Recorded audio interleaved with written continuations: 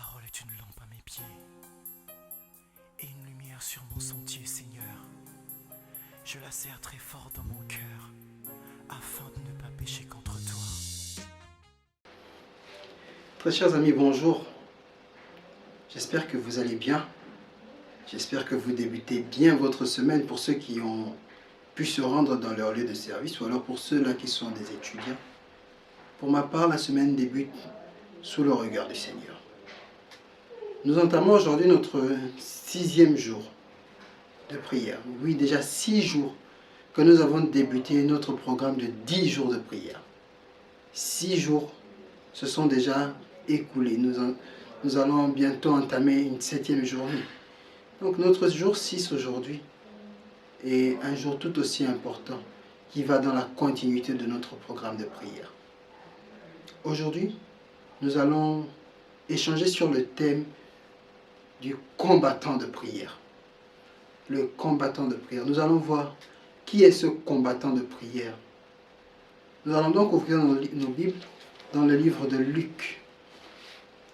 Luc au chapitre 6, le verset 12. Voici ce qui est écrit.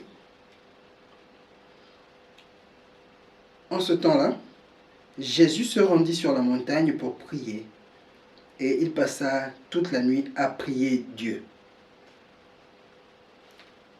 La Bible nous raconte plusieurs histoires sur Jésus qui passait beaucoup de temps dans la prière. Et oui, la Bible dit même que Jésus était connu, et nous le savons d'ailleurs, qu'il était connu pour être un très grand homme de prière. Il passait d'ailleurs beaucoup de nuits dans la prière. La preuve, le soir même où il fut arrêté, Jésus était en train de prier sur la montagne. Nous voyons combien de fois il accordait de l'importance à la prière. Aujourd'hui, je me demande combien de personnes seraient tentées de passer toute une nuit éveillée pour sauver le monde avec l'aide de 12 personnes ou 13 personnes, je ne sais combien de personnes. Combien d'entre nous seraient capables de mettre leur vie sur pause pour aller d'abord sauver la vie des autres? Beaucoup d'entre nous n'auraient pas ce courage-là. C'est pourquoi nous devons marcher sur les traces de Jésus. C'est pourquoi nous devons rester fermement attachés à Christ. Nous devons faire tout ce que le Seigneur a fait. Oui, le Christ était un homme de prière et nous devons donc demeurer comme il se doit. Voici ce que Ellen White nous dit dans l'un de ses livres où elle nous parle de guerrier de prière. Elle dit ceci. La majesté du ciel, engagée dans son ministère terrestre, a beaucoup prié son Père. Il lui arrivait fréquemment de rester agenouillé toute la nuit en prière. Son esprit était souvent triste car il ressentait le pouvoir des ténèbres de ce monde. Alors, il quittait la ville animée et la foule bruyante pour chercher un endroit retiré pour ses intercessions. Le mont des Oliviers était le lieu préféré du Fils de Dieu pour ses dévotions. Souvent, après que la foule l'eut quitté, la nuit, il ne se reposait pas, bien que fatigué par les travaux de la journée. Tandis que la ville était plongée dans le silence et que les disciples étaient rentrés chez eux pour se reposer, Jésus, lui, ne dormait pas. Ses supplications ferventes montaient du mont des Oliviers vers son Père pour que ses disciples soient préservés des mauvaises influences rencontrées quotidiennement dans le monde et pour fortifier sa propre âme et se préparer aux devoirs et aux épreuves du jour à venir. Toute la nuit, pendant que ses disciples dormaient, le divin Maître priait. Il demeure l'exemple laissé à ses disciples. Oui, le Christ est le meilleur exemple que nous puissions avoir sur cette terre. Si certains chrétiens commencent leur journée avec un temps de dévotion accordé au Seigneur, qu'en est-il du reste de la journée? Que font-ils lorsqu'ils terminent leur journée?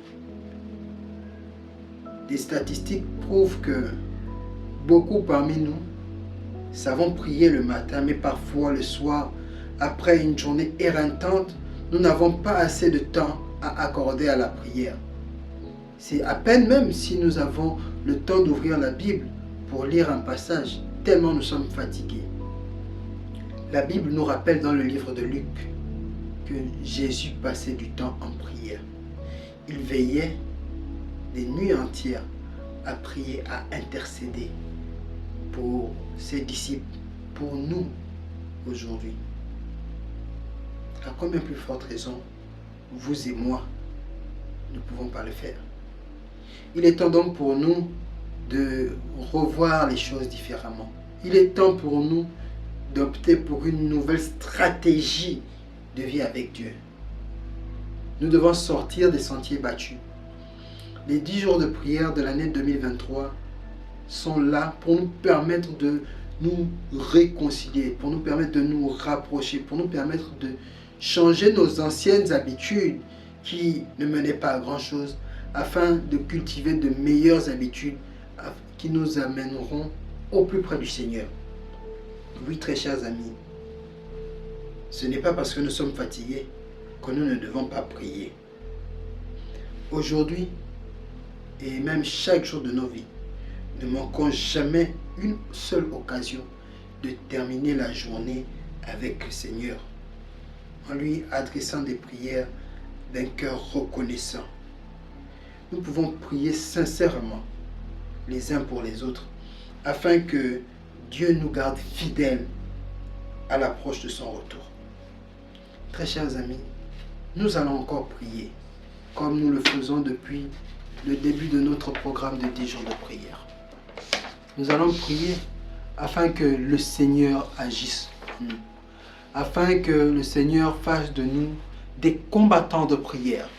Ça me rappelle encore ce film que je regardais, titré War Room, où on nous parlait de cette femme qui avait fait de sa maison une maison de prière. De la même manière que il est dit dans la Bible, moi et ma maison nous servirons l'Éternel. C'est de la même manière que nous aujourd'hui, nous devons être des combattants de prière. Nous ne devons pas tout simplement aller à l'église pour le simple plaisir d'y aller, mais nous devons aller non seulement à l'église comme le Seigneur l'a fait, mais aussi nous devons passer du temps dans la prière comme le Seigneur lui aussi l'a fait. Nous devons marcher dans les pas de Christ. C'est pourquoi je vais vous inviter à prier. Prions ensemble. Seigneur Dieu, je te dis merci parce que dans ton amour infini, tu nous permets de nous retrouver au pied de ta croix. Nous voulons être, Père, engagés dans la prière, de la même manière que ton Fils Jésus-Christ l'a été. Ce n'est pas facile à cause des maux de la vie. Ce n'est pas facile à cause de toutes les difficultés que nous puissions rencontrer dans ce monde. Mais nous avons la ferme assurance que de par ta grâce, tu nous aideras à nous en sortir et à demeurer fermement accrochés à toi. C'est pourquoi, Père éternel, je t'en supplie, forme-nous et dirige-nous. Apprends-nous à trouver des moments spéciaux à dédier à la prière. Apprends-nous à trouver des endroits spéciaux pour pouvoir nous abandonner entre tes mains. Père éternel, je t'en supplie, agis en nous. Que nous ne soyons plus distraits par le bruit, par les problèmes de la vie, mais quoi qu'il puisse arriver, que nous puissions te faire totalement confiance. Permets que nos demeures soient des demeures de prière et que nous puissions être de vrais combattants de prière. Nous ne voulons plus marcher comme de par le passé, mais nous voulons marcher comme le Christ a marché. Nous voulons prendre du temps dans la prière. Nous voulons veiller et prier car le temps est proche. Nous ne voulons pas rester dehors lorsque l'époux reviendra. C'est pourquoi, Père, donne-nous l'opportunité, par le biais de ton Saint-Esprit, de toujours te prier, de prendre le temps qu'il faut et de choisir le moment opportun. Même si nous devons passer des nuits entières à prier pour le bien de nos frères et sœurs, Seigneur Dieu, nous voulons que toi seul tu nous aides. Nous prions afin que tu nous capacites à faire ce que le Christ a fait, à accomplir tout ce que le Christ a accompli. Oui, Père éternel, nous voulons également que ces prières que nous t'élevons ne soient pas de vaines répétitions de paroles, mais que ce soit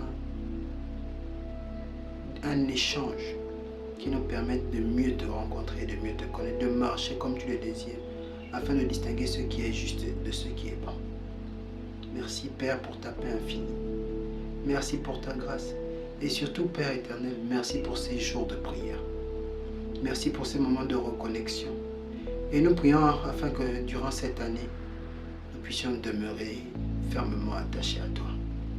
Gloire et honneur te soient rendus pour l'éternité. C'est par les mérites et par les bienfaits de ton Fils Jésus-Christ, le bien-aimé, qui s'est sacrifié pour nous, que nous adressons cette prière. Amen.